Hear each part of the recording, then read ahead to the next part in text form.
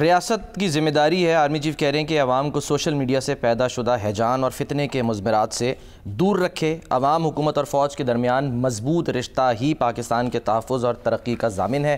ایک جملہ انہوں نے اور کہا کہ جو پاکستان کے ڈیفالٹ کے بیانیے کی بات کر رہے تھے وہ آج کہاں ہیں؟ وہ آج جیلوں میں ہیں، یہ بیچارے جو ہیں چھپے پھر رہے ہیں یا شرمندہ ہو رہے ہیں۔ وہ بات یہ ہے یا تیاریاں کر رہے ہیں جلسے کرنے کی، جلوس نکالنے کی۔ وہ جلسے کی NOC بھی کینسل ہو گئی سر اب تو۔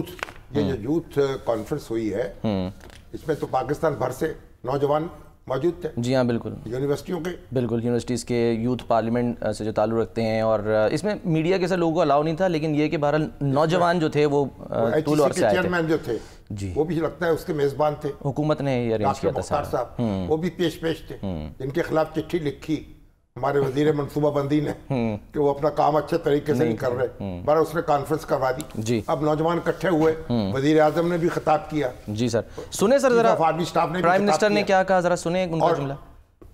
کس نے کہا؟ پرائم منسٹر صاحب نے۔ ہاں ذرا دکھائیے جی، وزیر اعظم نے کیا فرمایا۔ یک جان دو قالب ہیں۔ اچھی بات ہے، یک جان دو قالب ہونا چاہیے۔ اب دو جان اور دو قالب ہونے کا کیا فائدہ ہے؟ ایک ملک ہے ہمارا، اس کی حفاظت کرنی ہے فوج نے، اس کا نظام چلانا ہے حکومت نے، آئین کے تابع سب کو اپنا کام کرنا چاہیے، یہ بھی کہا وزیر اعظم۔ اور وزیر اعظم نے تو یہ بھی کہا، قوم سے کہا کہ بھئی آپ ارشد ندیم، جی ہاں، ہیرو ہمارے قومی، ارشد ندیم جو ہیرو ہے ہمارے، ان کی مثال سامنے رکھے نا۔ بے وسیلہ ہونے کے باوجود ہمت نہیں ہاری، مسلسل محنت کرتے رہے اور وسائل بھی فراہم ہوتے رہے، یہاں تک کہ وہ عالمی ریکارڈ قائم کر دیے اور پاکستان کے لیے تمغہ سونے کا جیت کے لے آئے۔ 140 سال کا ریکارڈ توڑ دیا، 118 سال سے 118 سال نیزہ بازی کا، نیزہ پھینکا انہوں نے اس طریقے سے۔ اب یہ پاکستان کا ہر نوجوان اگر کمر بستہ ہو جائے اور نیزہ پھینکنے کا تہیہ کر لے، ترقی کا نیزہ پھینک سکتا ہے، علم کا آگے بڑھے۔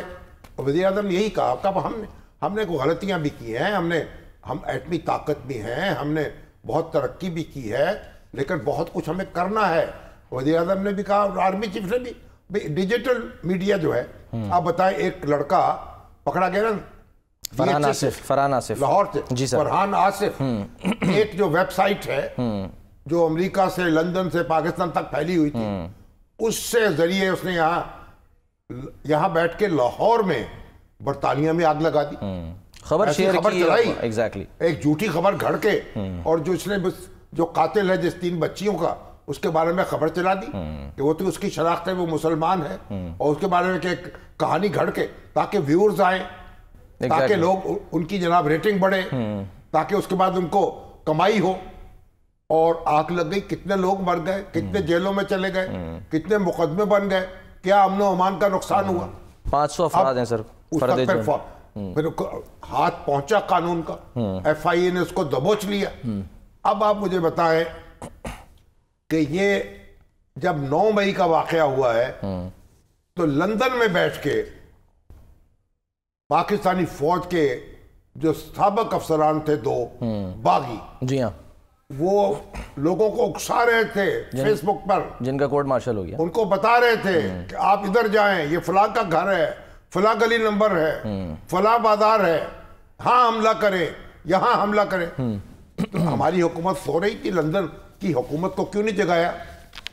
اور لندن کی حکومت سو رہی تھی، یہاں اب ان کو پتا چلا نا جب گھر میں آگ لگی ہے تو یہ پاکستانی وہاں بیٹھے ہوئے ہیں، پاکستان میں آگ لگا رہے ہیں، ان کو نہیں پکڑنا چاہیے لندن والوں کو؟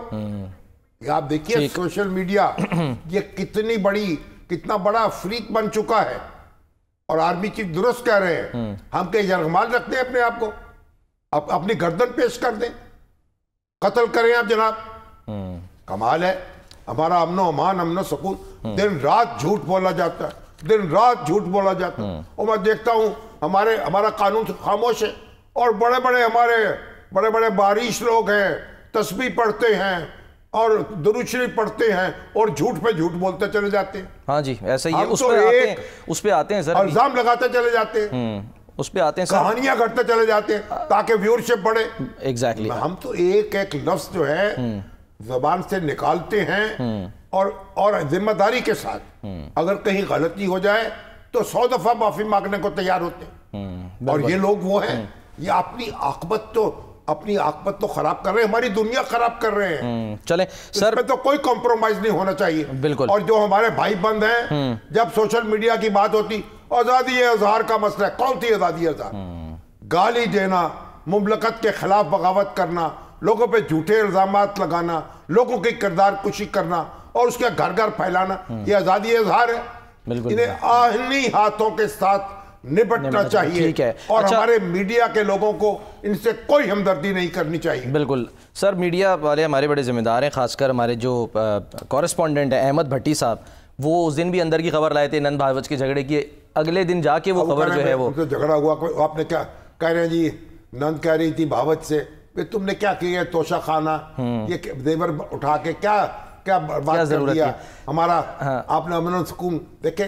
عمران خان صاحب کے بارے میں جو کچھ بھی کہا جائے، یہ سوچ سکتا تھا کوئی اس طرح کے؟ وہ جو یعنی توشہ خانہ سے تحائف لیں گے کم قیمت پر، پھر بازار میں بیچ دیں گے. تو وہ سنا ہے. اب جنہوں نے کان لگائے ہوئے تھے، حالانکہ وہ ساتھ ہیں ہمارے سر، تو انہوں نے کہا کہ وہ آپس میں لڑ رہی تھی. اب لڑنے سے کیا ہوگا؟ ہاتھ رکھنے سے کہیں درد جگر جاتا ہے. اب تو جو تیر چل چکا وہ چل چکا.